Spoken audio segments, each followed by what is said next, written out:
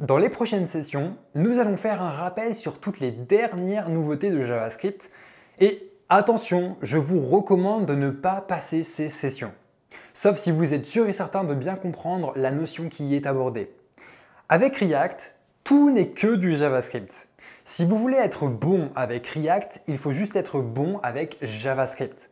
C'est pour ça que des notions telles que les objets, telles que les modules, tels que le spread operator, sont des notions extrêmement importantes et encore plus avec le type par référence et le type primitif.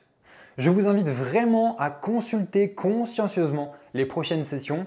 C'est notre petite préparation, voyez ça un petit peu comme ça, avant de plonger dans React. Dans la suite de la formation, nous allons réutiliser en permanence ce que nous allons voir dans les prochaines sessions. Donc, encore une fois, ne passez pas ces sessions, n'essayez pas d'aller trop vite, c'est un travail préparatoire. On va d'autant plus apprécier React lorsqu'on saura travailler avec les toutes dernières nouveautés de JavaScript et qu'on aura fait de bons rappels pour se lancer.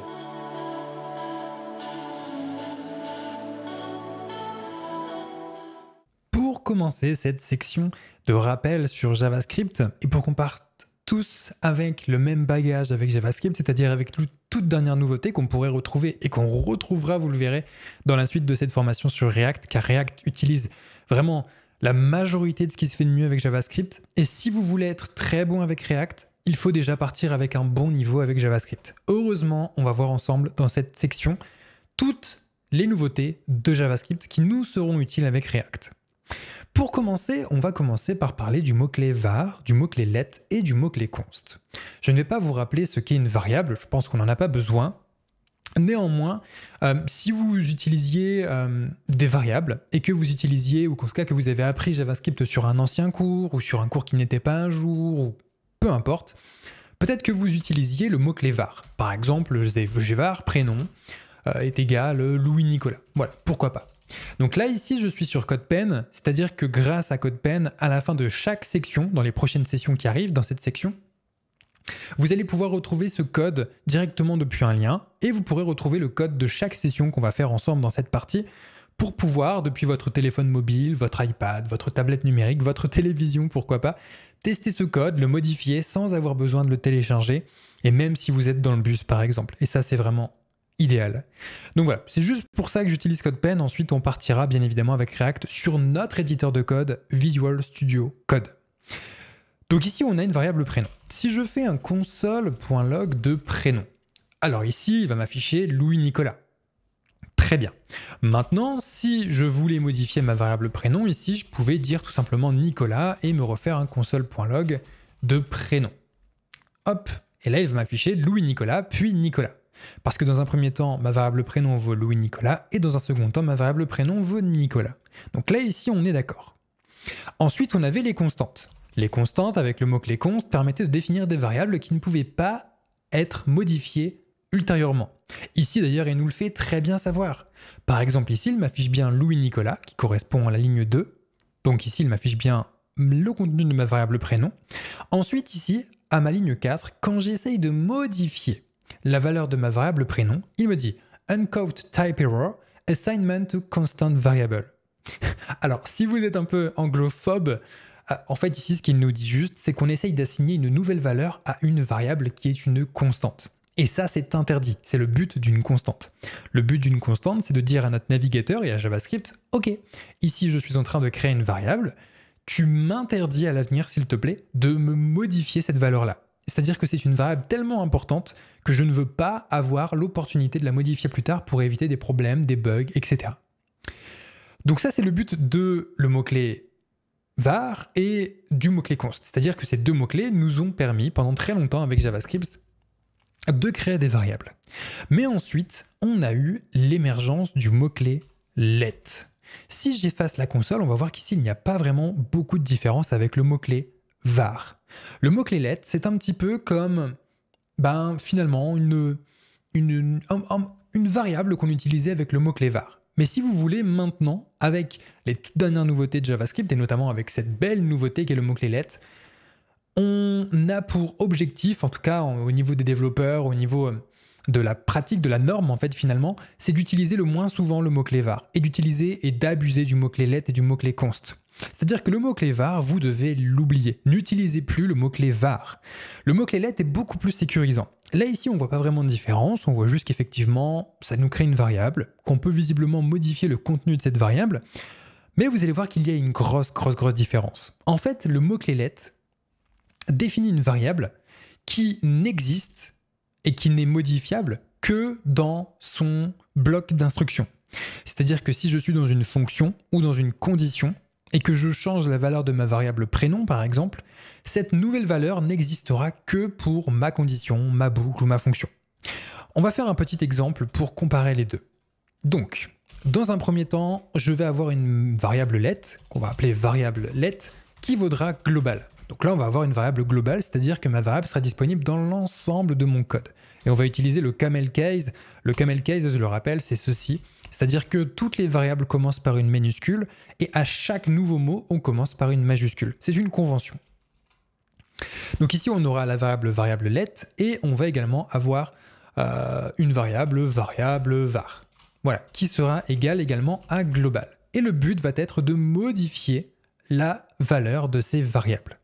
On va créer une fonction, donc là par exemple, enfin pas une fonction, une condition plutôt, une condition qui s'exécutera tout le temps. On le voit ici car finalement ça nous renverra tout le temps true.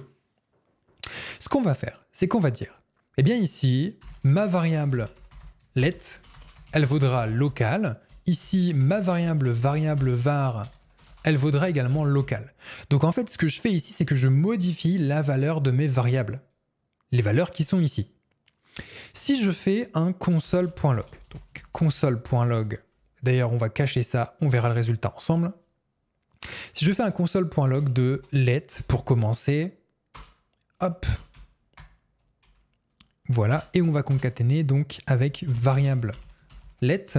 Et si je continue avec console.log, var de point, on fait un petit plus, d'ailleurs je vais mettre un petit espace, et on aura variable var.